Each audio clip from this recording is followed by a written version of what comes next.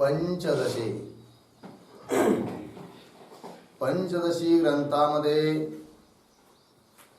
11 number का प्रकरण योगानंद प्रकरण, उसके अंतर्गत श्लोक नंबर है 8। 8वें श्लोक की अवतरणिका को देखिए। ननु कुर्वन्नेवेह कर्माणि जिजीविषे क्षतगुं समाह एवं त्वयि नान्यथे तोस्ति न कर्म लिप्यते नरे। विद्या च विद्यां च यस्तद्वेदो भयं सह अविद्यया मृत्युं तीर्त्वा विद्ययामृतमश्नुते इत्यादि श्रुतेः। कर्मणा एव संसिद्धिं आस्थिताः जनकादयः।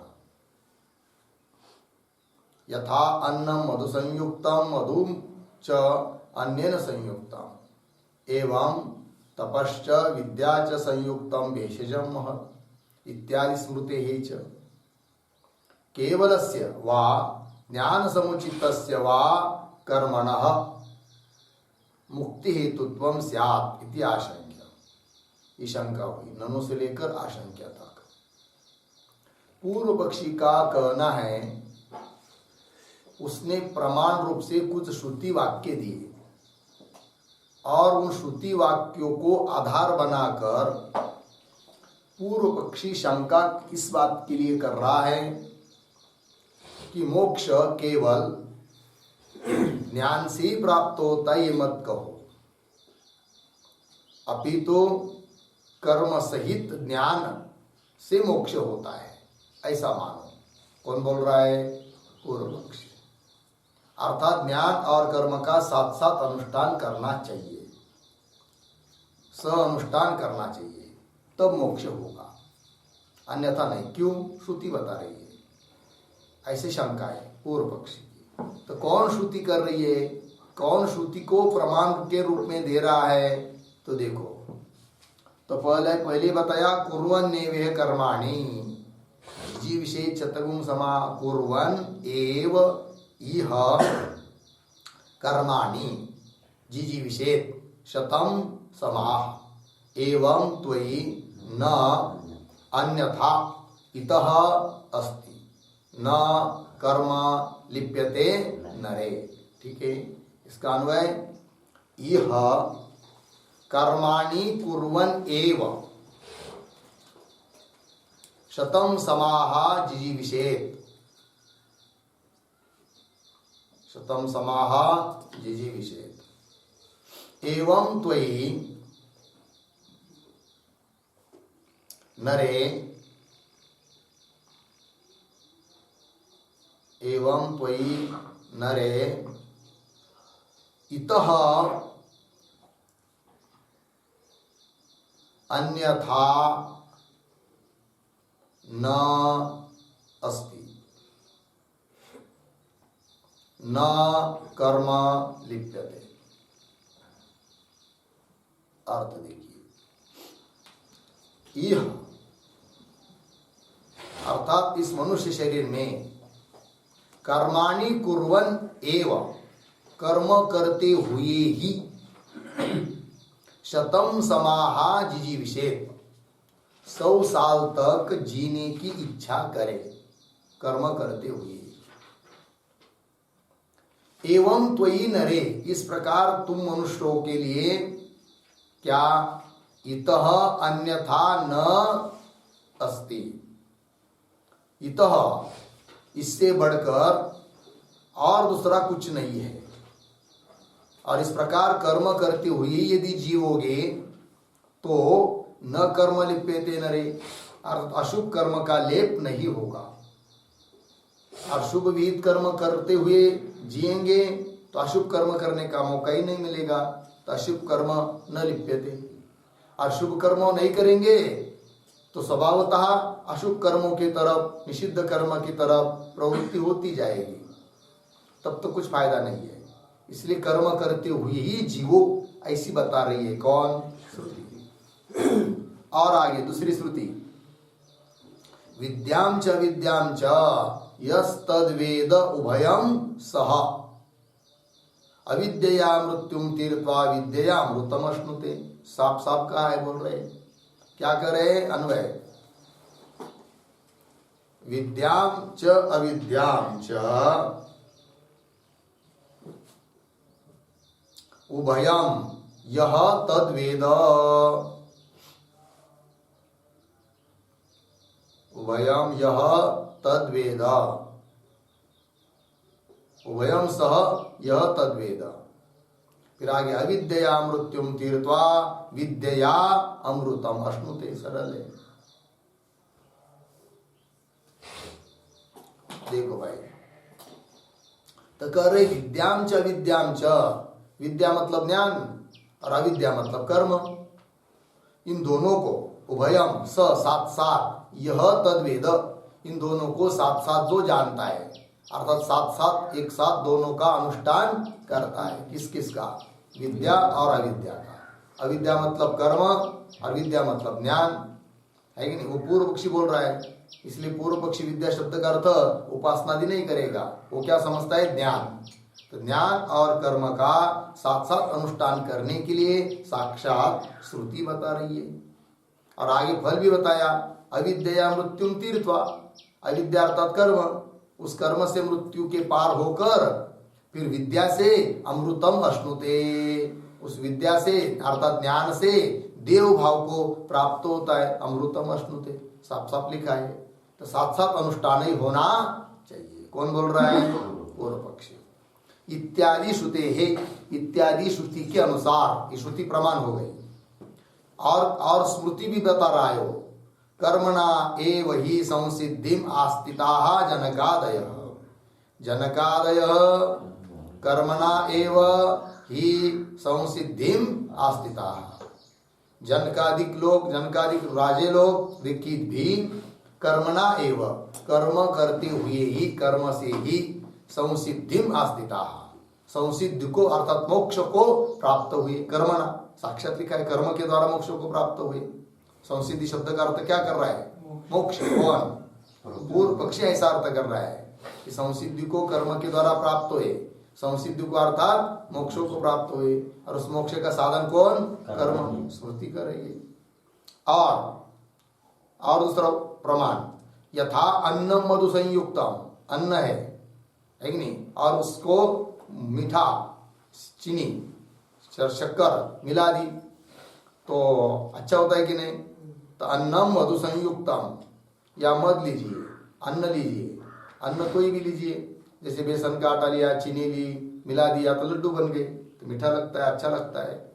यथा अन्नम मधु संयुक्तम और मधु च अन्य संयुक्तम, दोनों साथ साथ रहेंगे, केवल मधु को नहीं लेंगे, केवल अन्न को लेंगे तो मिठास नहीं मिलेगी, केवल मधु को खाएंगे, अन्न को नहीं लेंगे तो भी इतना मिठास नहीं मिलेगी, दोनों को साथ साथ लेंगे तो महान औषध बन जाता है। उस प्रकार एवं तपः विद्या च संयुक्तम, उसी प्रकार तप और विद्या, तप मतलब कर्म और विद्या मतलब ज्ञान, यदि साथ साथ रहते हैं, संयुक्त हो जाते हैं, साथ साथ इसका कोई व्यक्ति अनुष्ठान करता है तो भेषजम महत्, महत् भेषजम, भेषज मतलब औषध, महान औषध बन जाता है। ठीक है, ऐसा अर्थात मोक्ष देगा। इत्यादि स्मृतेश्च, तो स्मृति ग्रंथ का भी प्रमाण दिया किसने, पूर्व पक्षी ने। और स्मृति, श्रुति और स्मृति, इसके आधार पर अब वो कह रहा है आगे क्या, इत्यादि स्मृतेश्च केवलस्य वा ज्ञान समुचितस्य वा कर्मण, कर्मण के साथ अन्वय, केवलस्य कर्मण मुक्ति हेतुत्व एक, वा अथवा ज्ञान समुचितस्य कर्मणः मुक्ति हेतुत्व, ऐसा मानो। वो कहता है पूर्व पक्षी केवल कर्म ही मोक्ष के लिए कारण है, ऐसा मानो, हमको कोई दिक्कत नहीं है, कर्म से मोक्ष मिलेगा, मिलता है, ऐसा यदि कहते हो तो अच्छी बात है। कौन बोल रहा है, पूर्व पक्षी। क्यों मानो, तुमको केवल कर्म से मोक्ष करने की इच्छा, हिम्मत नहीं हो रही है, तो ज्ञान सहित कर्म से मोक्ष मिलता है, ऐसा कहो। कौन बोल रहा है, पूर्व पक्षी। किंतु केवल ज्ञान से मोक्ष, ये कहना ठीक नहीं है, अन्यथा इस श्रुति और स्मृति को विरोध हो जाएगा। इसलिए मोक्ष का साधन केवल ज्ञान को मत मानो, अपितु केवल कर्मों को ही मानो, अथवा कर्म सहित ज्ञान को मानो। क्या? मोक्ष का साधन। कौन बोल रहा है? पूर्व पक्षी। केवलस्य अर्थात केवलस्य कर्मण, क्यों? वा ज्ञान समुचितस्य, ज्ञान के साथ साथ कर्मणः, ज्ञान सहित कर्म, कर्मणः मुक्ति हेतुत्वम स्यात्, मुक्ति की कारणता केवल कर्मों को कि वह ज्ञान सहित कर्मों को ही होनी चाहिए। इति आशंक्य, ये शंका हुई। लग गया अर्थ? आगे उत्तर दे रहे आप। सिद्धांती कह रहे, अरे भाई ये पूर्व पक्षी, तुमने प्रमाण के रूप में जो श्रुति का वचन दिया और स्मृति का वचन दिया, उसमें जो शब्द आए हैं, तो उन शब्दों का अर्थ तुमने जो तुम्हारे मन से किया है, इसलिए तुमको ऐसा लग रहा है क्या कि मोक्ष का कारण ज्ञान सहित कर्म, किंतु ऐसी बात नहीं है। उस श्रुति में आए हुए जो शब्द है, तो जिनका अर्थ तुमने विपरीत लिया, उसको थोड़ा समझ लो। कौन कह रहे? सिद्धांती। तो कौन शब्द का क्या अर्थ करना चाहिए? तो सिद्धांती कह रहे हैं पूर्व पक्षी को। क्या कह रहे? देखो भाई, इत्याशंक्य उदाहृत वाक्य स्थले, ऊपर उदाहरण रूप से दिए हुए जो वाक्य है, उस वाक्य स्थले वाक्यों में तप शब्दस्य पाप निवृत्ति परत्वात्, तप शब्द आया है कि नहीं? कहाँ आया है तप शब्द? एवं तपश्च विद्या च संयुक्तम भेषजम महत्, ऐसा आया है कि नहीं? तो तप शब्द का अर्थ पूर्व पक्षी ने क्या समझा था? कर्म, है कि नहीं? और विद्या शब्द से ज्ञान, तो ज्ञान और कर्म ये साथ साथ रहेंगे तो महान औषध बन जाते, ऐसा समझा था। कौन? पूर्व पक्षी। किंतु सिद्धांती कह रहे तप शब्द का अर्थ कर्म नहीं है, अपितु तप शब्द का अर्थ है क्या? पाप निवृत्ति परत्वात्, पाप की निवृत्ति, यह अर्थ है। फिर वाक्य का अर्थ क्या बन जाएगा? एवं तपश्च विद्या च, तप मतलब पाप की निवृत्ति, तो पाप की निवृत्ति होगी तब वह विद्या महान औषध बन जाती है, ऐसा उसका तात्पर्य है कि नहीं? ये थोड़ी तात्पर्य है कि कर्म सहित ज्ञान का अनुष्ठान साथ साथ करो, ऐसा तात्पर्य नहीं है। अतः तुमने जो प्रमाण रूप से वचन दिया है, उसका भाव, अर्थ, आशय, तात्पर्य ही पूर्व पक्षी तुम समझ नहीं पाए हो, अतः तुमको ऐसी शंका आ रही है। लग गया? ऐसा कौन कर रहे? सिद्धांती बता रहे। किसको? पूर्व पक्षी को। देखो भाई, इति आशंक्य उदाहृत वाक्य स्थले अपि तप शब्द से पाप निवृत्ति परत्वात्, मिला? आगे क्या है? आंग शब्द से, ऐसा है क्या? तो आंग शब्द, आंग का है पता है? आस्तिता, इसमें आंग है, आस्तिता पद गया ना, कर्मणा एव हि संसिद्धिम आस्तिता जनकादय। आस्तिता में जो आंग है, तो आंग शब्द का क्या अर्थ है? तो आंग शब्द से च पाप निवृत्ति परत्वात्, वहां पर भी पाप निवृत्ति पर करते, पापे अनिवृत्ति परत्वात् ऐसा नहीं, पाप निवृत्ति परत्वात् ऐसा चाहिए। ठीक है? तो उसका भी अर्थ क्या है? पाप निवृत्ति परक अर्थ है। ठीक है ना? तो कर्मणा एवं संसिद्धिम आस्तिता, आस्तिता मतलब संसिद्धि को प्राप्त हुई, अर्थात पाप निवृत्ति को प्राप्त हुई। क्या जी? कर्म के द्वारा क्या हुए? वो पाप निवृत्ति को प्राप्त हुए, मोक्ष को प्राप्त हुए, ऐसा अर्थ नहीं है ये बात। तो पाप निवृत्ति परत्वात् और संसिद्धि शब्द है ना, तो संसिद्धि शब्द से क्या अर्थ लेंगे? फिर उसी वाक्य में आया हुआ है कर्मणा एव हि संसिद्धिम, तो संसिद्धि शब्द है ना च ज्ञान साधन चित्त शुद्धि अभिधानात्, संसिद्धि को प्राप्त हुई अर्थात ज्ञान का साधन जो चित्त की शुद्धि, उस चित्त की शुद्धि को प्राप्त हुई, यह अर्थ है। और पूर्व पक्षी ने संसिद्धि शब्द का क्या अर्थ किया था? मोक्ष, मोक्ष अर्थ नहीं है। तो उस वाक्य का क्या अर्थ होगा फिर? कर्मणा एव हि संसिद्धिम आस्तिताः जनकादय, मिला? तो कर्मणा एव, कर्म के द्वारा ही संसिद्धि को अर्थात ज्ञान का साधन भूत जो चित्त की शुद्धि, उसको प्राप्त हुए आस्थिता, अहंकार तो पाप निवृत्ति, तो पाप निवृत्ति को, इस प्रकार के पाप निवृत्ति को अर्थात चित्त की शुद्धि को प्राप्त हुए कौन? जनकादिक। किससे? कर्म से। कर्म से। तो कर्म से मोक्ष संसिद्धि, मतलब मोक्ष ऐसा अर्थ क्यों ले रहे हो? पूर्व पक्षी सिद्धांति कह रहे पूर्व पक्षी को, हे पूर्व पक्षी, संसिद्धि शब्द का अर्थ मोक्ष नहीं है, अपितु चित्त की शुद्धि है, वो तो कर्म से प्राप्त होती ही है। अतः कर्म से मोक्ष किंवा कर्म से ज्ञान से मोक्ष, ये तुम्हारा कहना ठीक नहीं है। चलिए, तो संसिद्धि शब्द है न ज्ञान साधन चित्त शुद्धि अभिधानात्, और आगे अभिधानात् के बाद अर्धविराम, आगे विद्या शब्देन च उपासनाया विवक्षितत्वात् न कर्मणाम मुक्ति साधनत्वम इति अभिप्रायेण साधनांतर निषेध परम तमेव विदित्वाति मृत्युमेति नान्य पंथा विद्यते जनाय इति श्वेताश्वेतर वाक्यम अर्थतः पठति। ठीक है, अब देखो भाई, विद्या शब्देन च उपासनाया विवक्षितत्वात्, विद्या शब्द भी आया है ऊपर, कहाँ पर?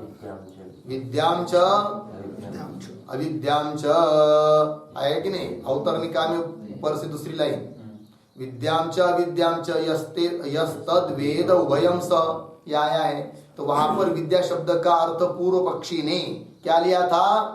ज्ञान, और अविद्या शब्द का अर्थ लिया था कर्म। तब पूर्व पक्षी बोल रहा था कि इस श्रुति में साथ साथ बताया कर्म और ज्ञान, इनका साथ साथ अनुष्ठान करने के लिए कहा है। ऐसी शंका की थी किसने? पूर्व पक्षी ने। किंतु उस पूर्व पक्षी को बताना है, अरे पूर्व पक्षी, जिस श्रुति वाक्यों को लेकर तुमने शंका की है, उस श्रुति वाक्य में आया हुआ शब्द जो विद्या, उस विद्या शब्द का अर्थ ज्ञान नहीं है, अपितु विद्या शब्द का अर्थ है उपासना। तब क्या बन जाता है? विद्या च विद्यांच, अर्थात उपासना और कर्म, इनका साथ साथ अनुष्ठान करने वाले के लिए उत्तम लोग आदि की प्राप्ति बताइए वहां पर। ये थोड़ी है कि मोक्ष बताया है, और विद्या शब्द का अर्थ ज्ञान, ऐसा भी अर्थ नहीं है। ठीक है ना? तो वही फिर अविद्या मृत्युम तीर्थवा, कर्म से मृत्यु को पार होकर विद्या अमृतम अश्नुते, विद्या अर्थात उपासना से, अमृतम अर्थात देव भाव की प्राप्ति होती है उस उपासना से, ये उस श्रुति का अर्थ है। विद्या शब्द का अर्थ ज्ञान नहीं है। अतः मोक्ष का साधन कर्म सहित ज्ञान ऐसा कर नहीं सकते हो, ऐसा बोल नहीं सकते हो, अपितु मोक्ष का साधन कौन है? केवल ज्ञान ही है। लग गया अर्थ? चलो, विद्या शब्देन च उपासनाया विवक्षितत्वात्, उपासना अर्थ लेना है। न कर्मणा मुक्ति साधनत्वम, कर्मणा मुक्ति साधनत्वम न, कर्म कोई मोक्ष का साधन नहीं है। लग गया?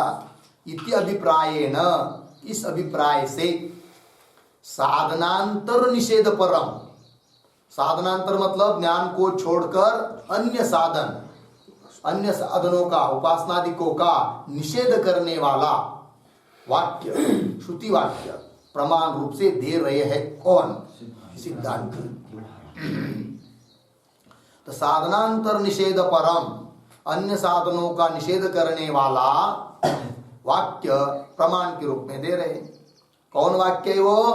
तमेव विदित्वा अति मृत्युम एति न अन्यः पंथा विद्यते अयनाय, तम एव विदित्वा, तमेव, तमेव,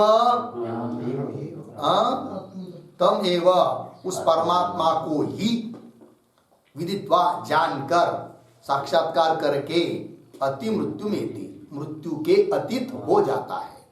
अति मृत्युम एति न अन्य पंथता विद्यते अयनाय, है कि नहीं? अयनाय अन्य पंथा न विद्यते, अयनाय मोक्षाय, मोक्ष के लिए अन्य दूसरा कोई पंथा अर्थात मार्ग है ही नहीं है। एकमात्र मार्ग है कौन सा? ज्ञान, वन वे, है कि नहीं? वन वे मतलब पता है, सिटी में कुछ मार्ग वन वे होते हैं। वन वे होते मतलब एक ही तरफ से जा सकते, इधर से जा सकते, उधर से नहीं आ सकते। उधर से आना हो तो लौट के दूसरे रास्ते से आना पड़ेगा, उस रास्ते से नहीं आ सकते, उसको क्या कहते हैं? वन। उसी प्रकार मोक्ष के लिए ये कई मार्ग है, कौन सा? बस ज्ञान, दूसरा कोई मार्ग साधन ही नहीं है। ज्ञान प्राप्ति के लिए, ज्ञान की योग्यता आने के लिए अन्य साधन है, कर्म, निष्काम उपासना आदि, क्योंकि वो करेंगे तो चित्त की शुद्धि होगी और शुद्ध चित्त में ज्ञान उत्पन्न होता है। अतः ज्ञान की प्राप्त करने की योग्यता आने के लिए अन्य साधन हो सकते हैं, किंतु मोक्ष के लिए तो साक्षात्कार केवल एक ही है, और वो कौन? ज्ञान। वो भी ज्ञान कौन सा ज्ञान? घट का ज्ञान या पट का ज्ञान? किसका ज्ञान? हाँ, किसका ज्ञान? स्वयं का ज्ञान, ठीक है कि नहीं? दूसरे का ज्ञान मोक्ष के लिए कारण नहीं, अपना ही ज्ञान, अपने स्वस्वरूप का ज्ञान। अपना ज्ञान मतलब देह का ज्ञान का आत्मा का ज्ञान? आत्मा का, क्योंकि अपना स्वरूप देह है कि आत्मा है? अपना स्वरूप क्या है? आत्मा है। लेकिन हम समझ नहीं पाते, अत्यंत बुद्धि में स्थूलता होने के कारण देह को लेकर ही सब व्यवहार चल रहा है, किंतु इस देह को छोड़ना है। और ये देह जिससे चल रहा है वो चैतन्य तत्व, सच्चिदानंदघन आत्मा, परिपूर्ण व्यापक अखंड एक रस ब्रह्म तत्व, वो मेरा स्वरूप है। वहां पर उसको मैं के रूप में जानना है, साक्षात्कार उसका कर लेना है, तभी जाकर क्या होता है? मोक्ष की प्राप्ति होती है। लगा अर्थ? उसी को बोलेंगे ब्राह्मी स्थिति, मोक्ष स्थिति, ठीक है ना जी?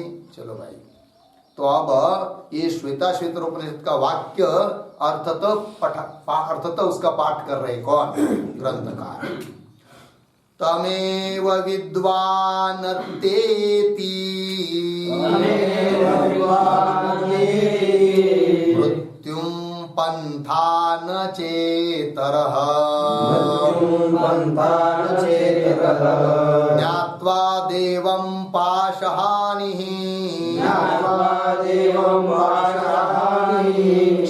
क्षीणैक्लेशैर्न जन्मभाक् तमेव विद्वान् तेति मृत्युं पंथा न चेतरः ज्ञात्वा देवं पाशहानिः क्षीणैक्लेशैर्न जन्मभाक्। तम एव विद्वान् अत्येति मृत्युं पंथा न च इतरः ज्ञात्वा देवं पाशहानिः क्षीणैः क्लेशैः न जन्मभाक्। ठीक अन्वय। तम विद्वान् एव मृत्युं अत्येति इतरः च पंथा न। ठीक, नीचे देवं ज्ञात्वा पाशहानिः क्षीणैः क्लेशैः जन्मभाक् न। ठीक, अर्थ देखिए भाई। तम विद्वान, तम अर्थात उस परमात्मा को, विद्वान अर्थात जानने वाला। क्या जानने वाला ही एव कर दिया कि नहीं? विद्वान एव, उस परमात्मा को अपरोक्ष रूप से साक्षात्कार करने वाला ही साधक मृत्यु अत्येति, मृत्यु के पार चला जाता है, मृत्यु का उल्लंघन करता है, पुनः उसको मृत्यु लेना नहीं पड़ता है। ठीक है जी? किसका? कौन? जो उस परमात्मा को मैं के रूप में जानता है। और इस प्रकार की स्थिति प्राप्त करने के लिए फिर इतरः च पंथा न, और दूसरा कोई मार्ग नहीं है।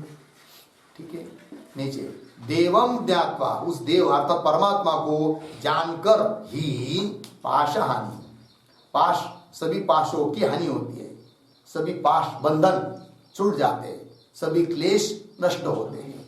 ठीक है ना जी? पाश हानि। और क्षीण ही क्लेश ही, और जब क्लेश है कि नहीं, मतलब काम क्रोध आदि क्लेश क्षीण हो जाते हैं अर्थात नष्ट हो जाते हैं, तो क्षीण ही क्लेश ही, क्लेश क्षीण हो जाने के कारण जन्म भाग न, जन्म का भागीदार वो नहीं होता है। अर्थात उनको उसको पुनः जन्म लेना नहीं पड़ता है। तो जन्म ही नहीं लेना पड़ेगा तो मृत्यु कहाँ से लेना पड़ेगा, क्योंकि जन्म होने पर ही होता है कौन, मृत्यु। जन्म नहीं तो मृत्यु भी नहीं है, अर्थात जन्म मृत्यु से अतीत हो गया, मोक्ष स्वरूप को प्राप्त हो गया। ठीक, चलो टीका देखिए।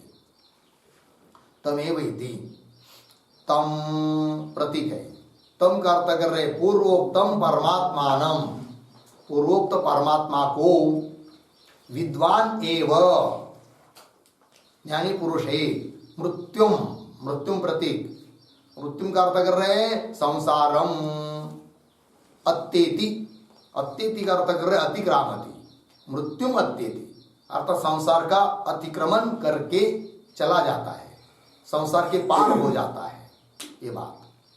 विद्वान एवं मृत्युम संसारम अत्येति अतिक्रामति। आगे इतरः, इतर प्रतीक, इतर का अर्थ कर रहे समुच्चय रूप, केवल कर्म रूपो वा पंथा, पंथा का अर्थ कर रहे मार्ग, उसका अर्थ कर रहे मोक्षोपाय, न च, न च प्रतीक, उसका अर्थ कर रहे न एव विद्यते, लग गया। इतर पंथा न विद्यते, ये कह रहे। तो इतर मतलब कौन, इतर शब्द का अर्थ कर रहे समुच्चय रूप, समुच्चय रूप भी मार्ग नहीं है। समुच्चय मतलब ज्ञान और कर्म इनका साथ साथ अनुष्ठान, ऐसा भी मार्ग नहीं है मोक्ष के लिए। और केवल कर्म रूप हुआ क्यों, केवल कर्म भी मार्ग नहीं है, न केवल उपासना मार्ग है, न उपासना और कर्म मार्ग है, न उपासना और ज्ञान मार्ग है, न कर्म और ज्ञान मार्ग है, इसमें से कोई नहीं है, केवल एक ही है, कौन, ज्ञान मार्ग, बस। देखिए इतरः समुच्चय रूप केवल, केवल कर्म रूपो वा, समुच्चय रूप एक क्यों, केवल कर्म रूपो वा, कि वह केवल कर्म रूप भी मार्ग नहीं है। पंथा, पंथा अर्थात मार्ग मतलब मोक्षोपाय, न च, न च मतलब न एव विद्यते। ठीक, आगे ननो उदारतासु श्रुतिषु अन्वय व्यतिरेकाभ्याम ऐहिक निवृत्ति, ऐहिक अनिष्ट निवृत्ति एव प्राधान्येन उभासते, न अमुष्मिकी इति आशंक्य।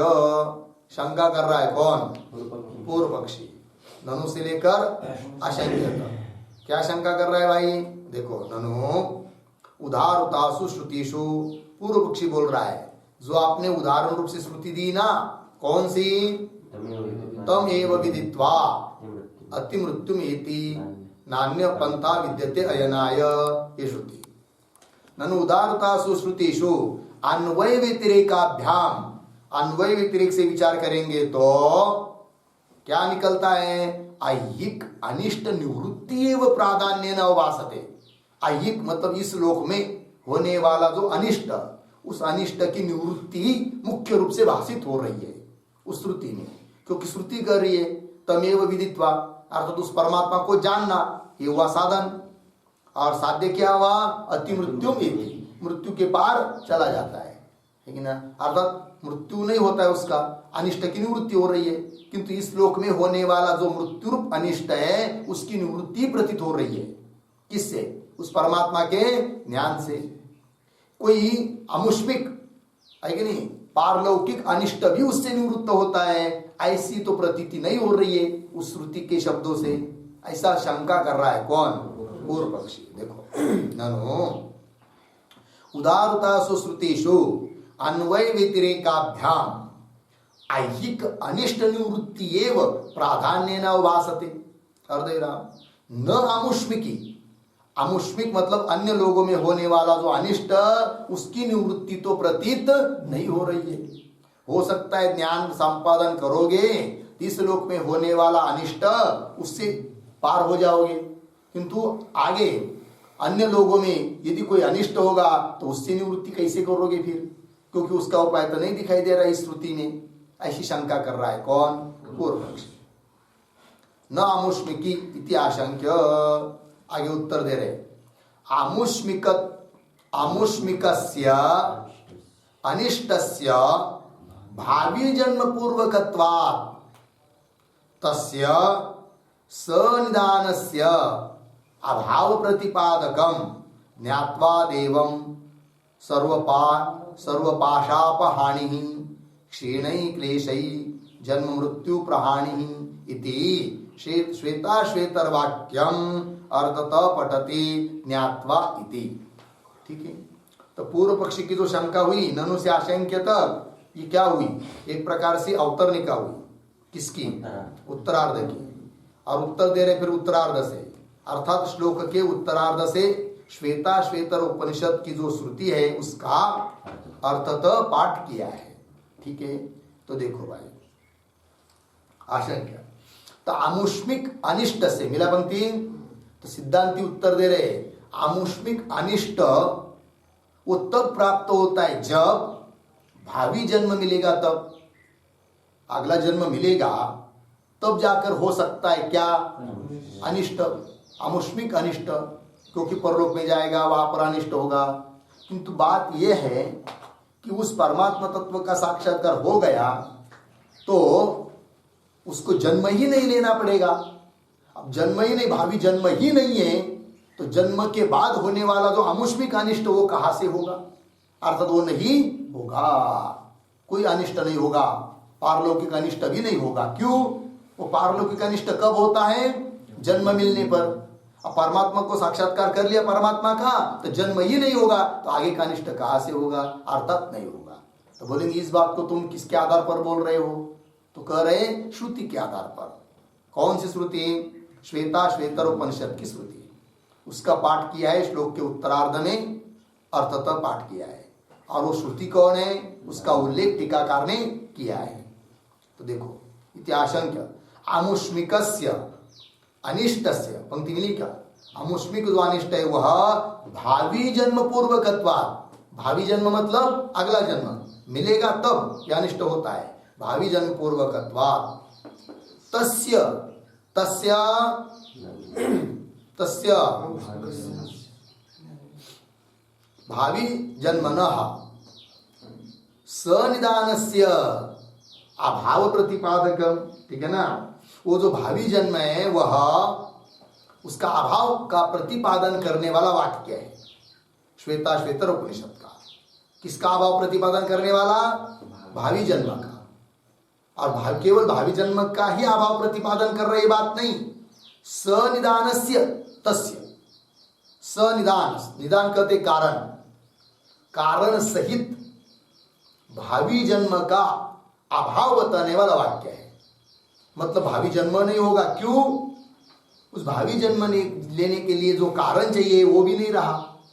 ठीक है, तो देखो भाई, तो भावी जन्म पूर्वक, हाँ, तस्य सनिदानस्य तस्य, सनिदानस्य नाम कारण सहितस्य तस्य अभाव प्रतिपादक, भावी जन्म और भावी जन्म का कारण, इन दोनों का भी अभाव प्रतिपादन करने वाला वाक्य, श्रुति का वाक्य बता रहे हैं। सनिदानस्य अभाव प्रतिपादकम वाक्य, कौन सा वाक्य है वो? ज्ञात्वा देवम सर्वपाशापहानि, ये वाक्य है। इस वाक्य का अर्थतः पाठ किया है श्लोक के उत्तरार्ध से। ठीक है, तो ज्ञात्वा देवम, देवम ज्ञात्वा, उस देव को अर्थात परमात्मा को जानकर क्या होता है? सर्व पाशापहानि, सभी पाशों की हानि होती है।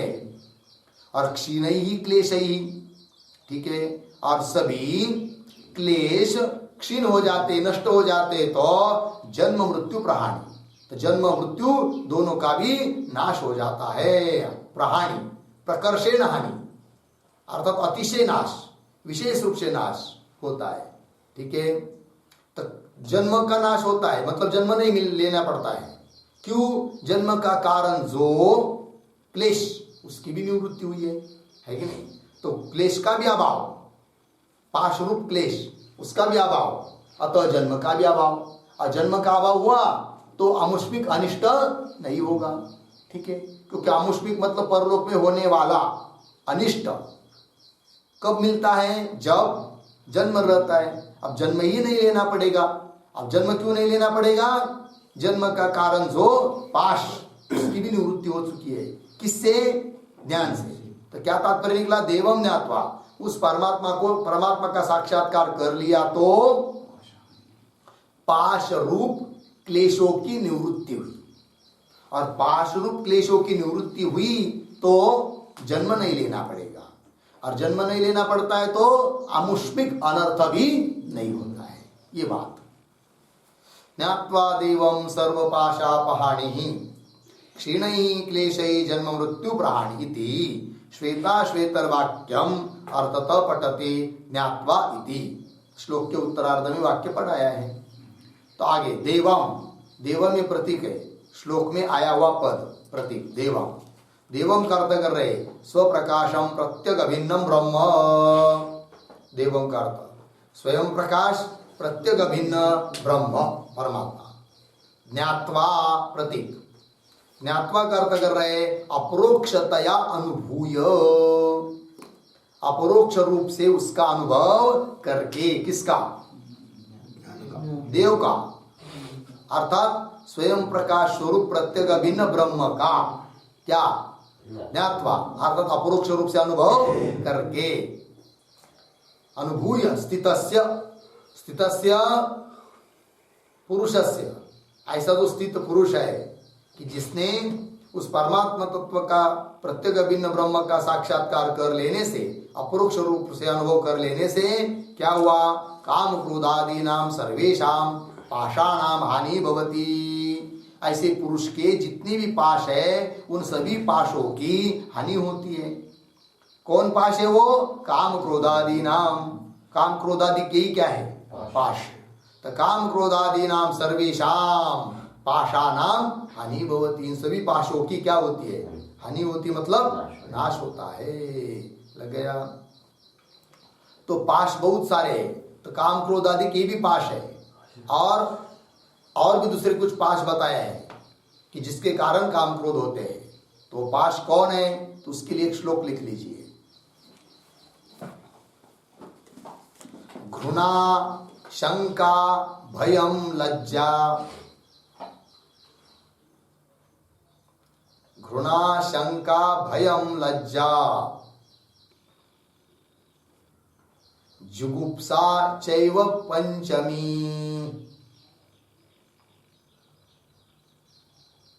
जुगुप्सा चैव पंचमी पूर्ण विराम। कुलम जातिश्च शीलम च,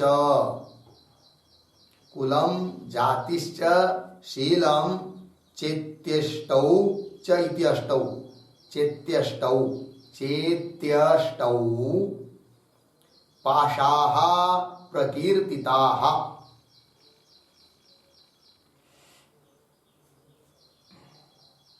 ठीक है? च इति अष्टौ पाशाः प्रकीर्तिताः, ये 8 पाश मुख्य है।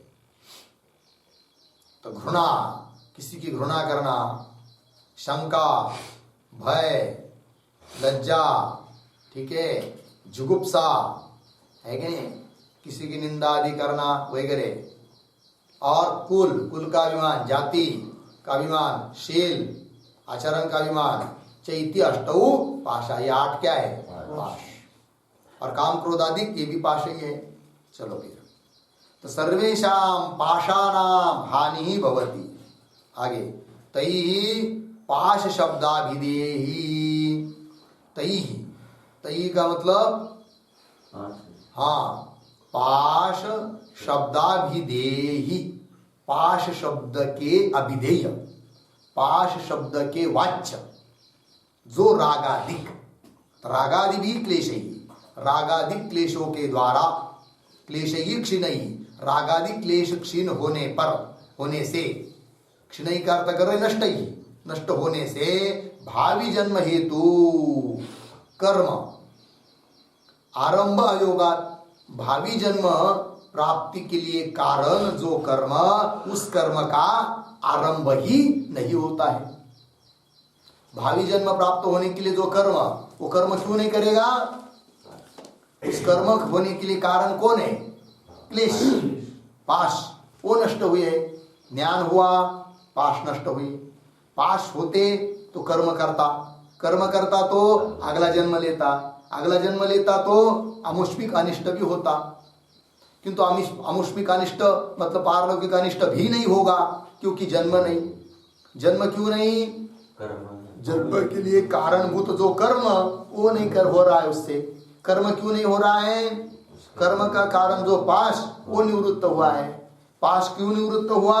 परमात्मा का साक्षात्कार हुआ है, ठीक है कि नहीं? तो परमात्मा का साक्षात्कार हुआ, उससे पाशों की निवृत्ति हुई, उससे कर्म नहीं हो रहा है। कर्म नहीं हो रहा है तो अगला जन्म नहीं लेना पड़ रहा है, और अगला जन्म नहीं है तो कोई आमुष्मिक अनर्थ भी नहीं है। सभी अनर्थों की निवृत्ति, जन्म मरण नहीं, कुछ दुख नहीं, है कि नहीं? ये बात कर रहे हैं। देखो भाई, तई हाँ क्लेशैः क्षीणैः नष्टैः भावी जन्म है तो कर्म आरंभ अयोगा। भावी जन्म के लिए कारण जो कर्म है उसका आरंभ का ही क्या है? अयोग। योग नहीं है, संबंध नहीं है। अयोगाच्च तत् न प्राप्नोति, तत् न प्राप्नोति, तत् हाँ भावी जन्म न प्राप्नोति, भावी जन्म प्राप्त नहीं होता है। कर्म आरंभ अयोगा, कर्म का आरंभ न होने से तद न प्राप्नोति, तद न प्राप्नोति भावी जन्म न प्राप्नोति, भावी जन्म नहीं होता है, और भावी जन्म न होने से आमुष्मिक अनर्थ नहीं होता है, ऐसा लगा लेना। तद न प्राप्नोति इत्यर्थ लग गया इतना। आगे ननु शंका कर रहा है पूर्व पक्षी, ननु शोक तरणादि फलम श्रूयते एव न अनुभूयते, क्यों? ज्ञानिनाम अपि अनिष्ट, ज्ञानिनाम अपि इष्ट अनिष्ट प्राप्ति परिहारार्थम प्रवृत्ति दर्शनात् इति आशंक्य। ये शंका हुई पूर्व पक्षी की, ननु से लेकर आशंक्य तक। क्या शंका है? पूर्व पक्षी कहता है ननु शोक तरणादि फलम श्रूयते एव, मतलब ज्ञान होने से आदमी शोक को तैर कर पर चला जाता है। ये केवल सुनाई देता है, श्रुति केवल बताती है, किंतु अनुभव में थोड़ी आ रहा है। बोलेंगे कैसा तुमने जाना कि अनुभव में नहीं आ रहा है करके? पूर्व पक्षी को पूछेंगे कैसा तुम बोल रहे हो? तो पूर्व पक्षी बोलता है देखो भाई, हमने प्रत्यक्ष देखा है क्या कि ज्ञानी पुरुष वो भी इष्ट के प्राप्ति के लिए प्रयत्न करता हुआ दिखाई दे रहा है, और अनिष्ट की निवृत्ति के लिए प्रयत्न करता हुआ दिखाई दे रहा है। कौन? ज्ञानी पुरुष। उसको तो ज्ञान हुआ है, और ज्ञान से यदि अनिष्ट की निवृत्ति होती है तो अनिष्ट की निवृत्ति के लिए वो क्यों प्रयत्न कर रहा है फिर? और इष्ट की प्राप्ति के लिए क्यों प्रयत्न कर रहा है?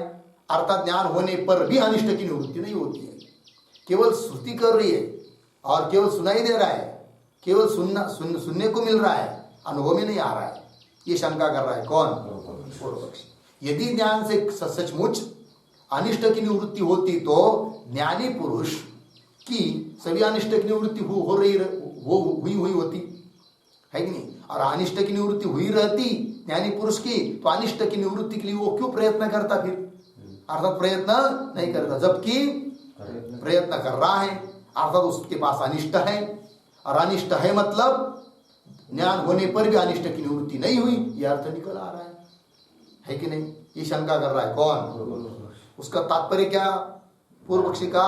ज्ञान होने के बाद भी, हाँ, ज्ञान होने पर भी अनिष्ट की निवृत्ति नहीं होती है, ये उसका मूल कहना है पूर्व पक्षी का। ठीक है, पंक्ति देखो ननो शोक तरणादि फलम, शोक के पार हो जाना रूप फल श्रूयतेव, है कि नहीं? केवल सुनाई दे रहा है, न अनुभूयते। क्यों? ज्ञानी नाम अपि, ज्ञानी पुरुषों को भी क्या? अपि इष्ट अनिष्ट प्राप्ति परिहारार्थम, इष्ट की प्राप्ति के लिए और अनिष्ट का परिहार करने के लिए, परिहारार्थम प्रवृत्ति दर्शनार्थ, यानी पुरुषों में भी इष्ट के प्राप्ति के लिए प्रवृत्ति दिखाई दे रही है और अनिष्ट की निवृत्ति के लिए प्रवृत्ति दिखाई दे रही है। प्रवृत्ति दर्शनात् इति आशंका। मिला पंक्ति? ये शंका हुई, उत्तर दे रहे दृढ़ अपरोक्ष ज्ञानिनाम तत् अभाव प्रतिपादन परम अध्यात्म योगाधिगमेन देवं मत्वा धीरो हर्षशोकौ जहाति इति कटश्रुति वाक्यम अर्थतः पठति। ठीक है, तो सिद्धांति उत्तर दे रहे हैं सिद्धांती कह रहे पूर्व पक्षी को, अरे पूर्व पक्षी तुम जो बात कर रहे हो ना, वो जो ज्ञान जिसको ज्ञानी तुम कर रहे हो सकता है वह दृढ़ अपरोक्ष ज्ञानी नहीं होगा, इसलिए उसको तुमको ऐसा दिखाई दे रहा है। किंतु यदि सचमुच दृढ़ अपरोक्ष ज्ञानी है तो उसमें कोई अनिष्ट ही नहीं है, सब अनिष्ट की निवृत्ति हो जाती है। देखो, दृढ़ अपरोक्ष ज्ञानी नाम मिला, दृढ़ अपरोक्ष ज्ञानम तद अभाव प्रतिपादन परम, तद अभाव प्रतिपादन परम, तद हाँ अनिष्ट परिहारार्थ प्रवृत्ति अभाव परम, इष्ट प्राप्ति प्रवृत्त्यर्थम, इष्ट प्राप्ति के लिए जो प्रवृत्ति, उस प्रवृत्ति का भी अभाव, और अनिष्ट के निवृत्ति के लिए जो प्रवृत्ति उसका भी अभाव बताने वाली जो श्रुति, उसका पाठ कर रहे हैं ग्रंथकार। दृढ़ अपरोक्ष ज्ञानी नाम तद अभाव प्रतिपादन परम, मिला जी, तद अभाव प्रवृत्ति अभाव, जो दृढ़ अपरोक्ष ज्ञानी उसकी कोई प्रवृत्ति नहीं होती है। तो मतलब वो दगड़ पत्थर की तरह बैठा रहता है, बात नहीं, वो कर भी रहा है सब कुछ शरीर से, किंतु उसको ये भान ही नहीं कि मैं कर रहा हूं, वो तो शरीर कर रहा है कि नहीं, इंद्रिय कर रहे हैं। और क्या है वो इंद्रियों में, इंद्रिय विषयों में दौड़ रहे हैं, मेरा उसमें कुछ नहीं है।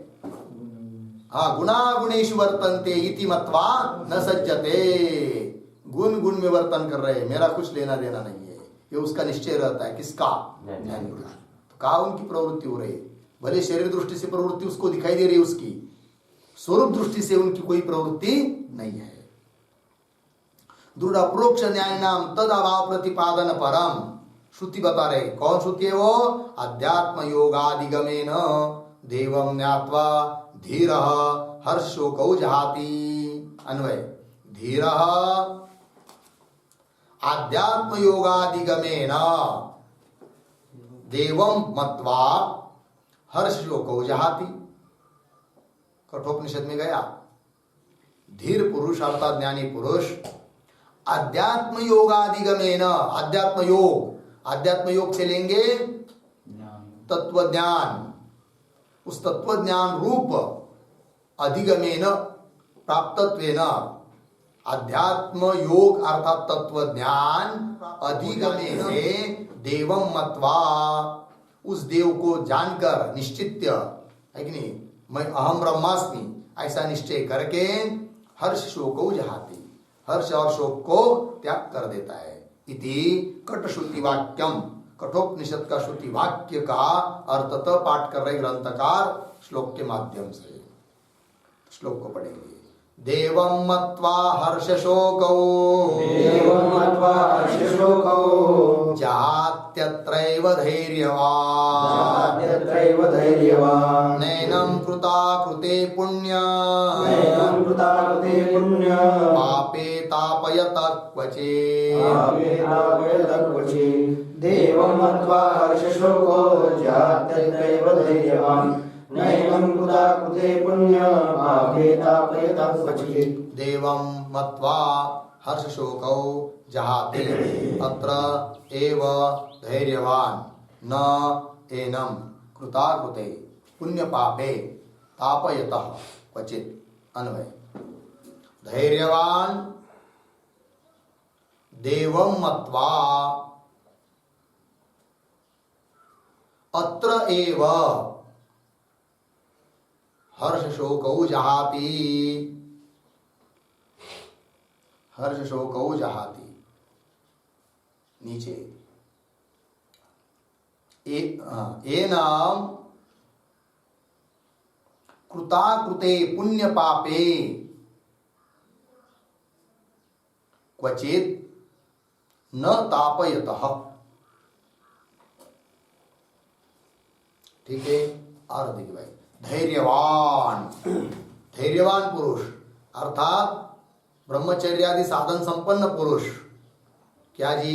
कि देवं मत्वा, देव का अर्थात परमात्मा का साक्षात्कार करके अत्र एव, इस जन्म में ही हर्ष शोको जहाति, हर्ष शोक काम क्रोध आदि विकार इन सबको छोड़ देता है, सभी पाशों को छोड़ देता है, त्यक्त हो जाते हैं। फिर एनम एनम एनम ज्ञानिनम, एनम मतलब ज्ञानिनम, कृताकृते पुण्य पापे क्वचित न तापयत। इस ज्ञानी को कृताकृते किए हुए चाहे न किए हुए पुण्य और पाप क्वचित किंचित भी कहीं पर भी न तापयत, तप्त नहीं करते हैं। जैसे पीछे बताया था कि नहीं, तो क्या करते हैं, तप्त करते हैं अज्ञानी के लिए, है कि नहीं। उस प्रकार ज्ञानी को ये कोई तप्त करते नहीं है। कौन? कर्म, पुण्य पाप कर्म से उत्पन्न हुआ अग्नि, वो ज्ञानी को तप्त नहीं करता है, अज्ञानी को तो तप्त करता है, पीछे हो चुका है। तो टीका देखिए भाई, धैर्यवान प्रतीक है। धैर्यवान शब्द का अर्थ कर रहे हैं ब्रह्मचर्यादि साधन संपन्न, ब्रह्मचर्यादि साधनों से संपन्न ऐसा मनुष्य। देवम प्रतीक, देवम का अर्थ कर रहे हैं चिदानंदादि लक्षणम, सचित आनंद यही है लक्षण स्वरूप जिसका, ऐसा देव। मत्वा प्रतीक, उसका अर्थ कर रहे हैं अवगम्य, उसको अपरोक्ष रूप से जानकर।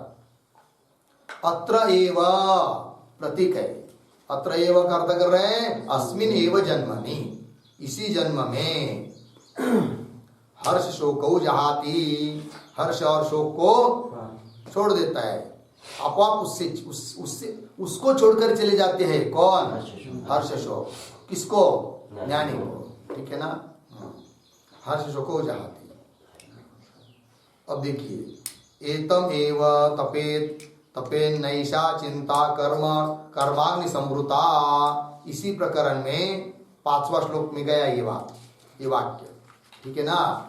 एतम एव तपेत न एषा चिंता कर्माग्नि संवृता, एषा कर्माग्नि संवृता चिंता एतम एव न तपेत, यह कर्मरूप अग्नि से उत्पन्न हुई चिंता एतम एव तत्वविदम एव न तपेत, तत्ववेत्ता को तप्त नहीं करती है। कौन? चिंता। कौन सी चिंता? कर्मरूप अग्नि से उत्पन्न हुई चिंता। पीछे गया था कि नहीं, अज्ञानी लोग तो ये चिंता करते हैं, अरे यार क्या हुआ, मैंने क्यों पाप किया होगा, उस समय क्यों पुण्य नहीं किया होगा, तो पाप किया हुआ था इसलिए चिंता हो रही है, और पुण्य नहीं किया था इसलिए चिंता हो रही है, और उस चिंता रूप अग्नि उसको जला रही है कि नहीं? किंतु ज्ञानी को नहीं जलाती।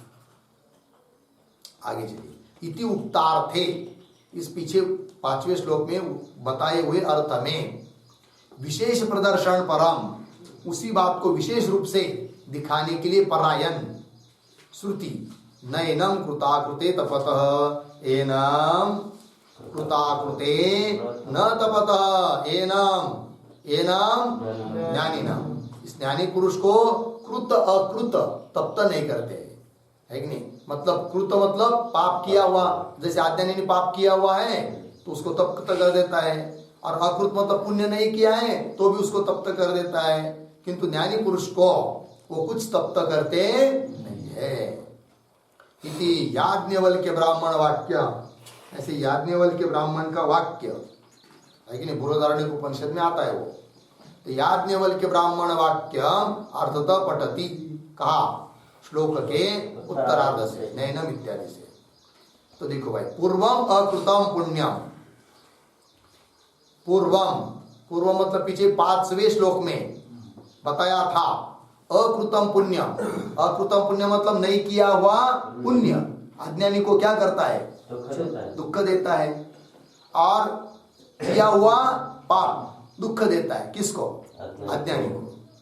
पूर्वम अकृतम पुण्यम कृतम च पापम, न किया हुआ पुण्य और किया हुआ पाप, तत्वविदः ताप हेतु न भवति, किंतु तत्ववेत्ता के लिए ये ताप के लिए कारण नहीं है, अज्ञानी के लिए ताप के कारण है।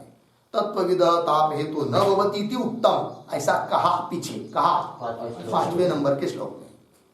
इह तु, या थोड़ा उससे अलग बता रहे हैं, इह तु कृतम अकृतम वा पुण्यम पापम वा तथा विधम तापकम न भवति इति उच्यते।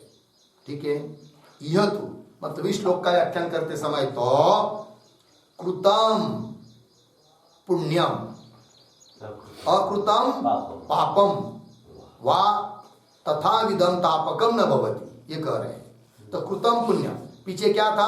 अकृतम पुण्यम, नहीं किया हुआ पुण्य ताप देता है। अब क्या करें? पुण्य किया भी रहता है तो भी उसको कोई विकार उत्पन्न नहीं करता है कि नहीं? तो कृतम अकृतम पुण्यम, तो किया हुआ पुण्य भी या नहीं किया हुआ पुण्य भी, पुण्य पीछे का नहीं किया है तो भी वो ताप नहीं दे रहा है, समझ लीजिए किया हुआ रहेगा तो भी वो ताप नहीं दे रहा है। उसी प्रकार पाप को भी लगाइए, किया हुआ पाप भी उस ज्ञानी को ताप नहीं दे रहा है, और कदाचित पाप नहीं किया रहता है तो भी वो ताप नहीं देता। ये बात कृताकृतम दोनों तरफ लगाइए। कृताकृतम वा पुण्यम पापम वा तथा विधम तापकम न भवति, उस प्रकार से उस ज्ञानी को ताप देने वाले नहीं होते। तापकम ताप देने वाले न भवति इति उच्यते इति विशेष गया तथा ही, और उसको स्पष्टीकरण करके बता रहे हैं। तापो नाम, ताप क्या है भाई? ज्ञानी के लिए ताप नहीं करते, मतलब क्या? ताप शब्द का अर्थ क्या है? तो बता रहे तापो नाम चित्त विकार विशेष। ताप शब्द का अर्थ क्या है? चित्त का विकार। तो चित्तों का विकार उत्पन्न करते हैं किसके लिए? अज्ञानी के लिए। कौन? पाप पुण्य, किए हुए न किए हुए पाप पुण्य सब अज्ञानी के चित्तों को विकार उत्पन्न करते, दुख आदि। ज्ञानी के चित्त को कोई विकार उत्पन्न करते नहीं है, ये कहना। तापो नाम चित्त विकार विशेष। पुण्यम कृतम सत हर्ष लक्षणम। देखो अज्ञानी पुरुष से समझ लीजिए कोई, और उसने पुण्य किया रहता है तो क्या होता है? आपको हर्षित होता है कि नहीं? बहुत टोपी को टाइट करके चलता है कि नहीं? देखो मैंने कितना पुण्य किया है तभी तो मेरे पास इतना ऐश्वर्य है कि नहीं? ऐसा कहता है वो, हर्ष हो रहा है उसको, इसका मतलब। ठीक है। पुण्यम कृतम सत हर्ष लक्षणम विकारम उत्पादयति, अज्ञानी के लिए। किंतु ज्ञानी ने पुण्य किया भी रहता है तो भी उसको कोई हर्ष विकार भी उत्पन्न नहीं होता है। और आगे अकृतम विषादम, अज्ञानी पुरुष है और उसने पुण्य नहीं किया है, अकृतम, तो न किया हुआ पुण्य उसको क्या कर देता है? विषाद को उत्पन्न कर देता है, खेद दुख अज्ञानी को, ज्ञानी के लिए नहीं। अकृतम विषादम। और आगे पापम पुनः तद वैपरीत्येन, पाप पुनः उसके विपरीत से। समझ लीजिए पाप किया रहता है तो हर्ष तो उत्पन्न नहीं होगा, फिर विषाद, अरे रे क्यों मैंने पाप किया। किंतु इस प्रकार का चित्त का विक्षेप किसको? अज्ञानी को, ज्ञानी को नहीं। पापम पुनः तद विपरीत्येन अकृतम हर्षम उत्पादयते, कृतम विषादम। अकृतम, समझ लीजिए कोई अज्ञानी है, उसने पाप नहीं किया है, अकृतम पापम, पाप नहीं किया है तो उसको क्या होता है? फिर हर्ष होता है। मैंने थोड़ी पाप किया है, उसने पाप किया इसलिए तो उसको तकलीफ हो रही है, मैंने थोड़ी किया है। अकृतम पापम, पाप नहीं किया तो हर्ष उत्पन्न कर रहा है, किसको? अज्ञानी को, है ही नहीं? अकृतम हर्षम उत्पादयति और कृतम विषादम। और समझ लीजिए पाप किया रहता है तो विषाद उत्पन्न कर रहा है, वो पाप किसके लिए? अज्ञानी के लिए, किंतु ज्ञानी के लिए नहीं। ये बात कृतम विषादम। तत्वविदः तो, तत्ववेत्ता पुरुष के लिए तो उभे अपि, मतलब उभय विकार हेतु न कदाचित भवत, दोनों भी विकार के लिए कारण कदाचित भी नहीं होते। किसके लिए? ज्ञानी के लिए। हेतु न कदाचित भवत, क्यों? अविक्रिय ब्रह्म रूपत्व ज्ञानात् इत्यभिप्राय। अविक्रिय, अविक्रिय मतलब निर्विकार, विकार रहित ब्रह्म का आत्मत्वेन उसको क्या हुआ है? ज्ञान हुआ है, साक्षात्कार हुआ है कि नहीं?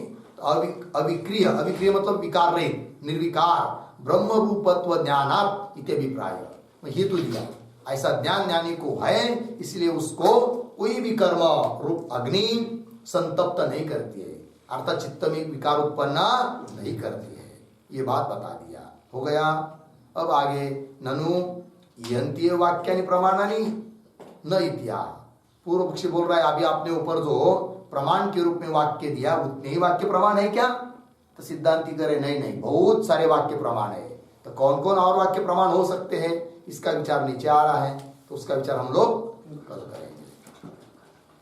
ओम पूर्णमदः पूर्णमिदं पूर्णमुदच्यते पूर्णस्य पूर्णमादाय पूर्णमेवावशिष्यते ओम शांति शांति शांति।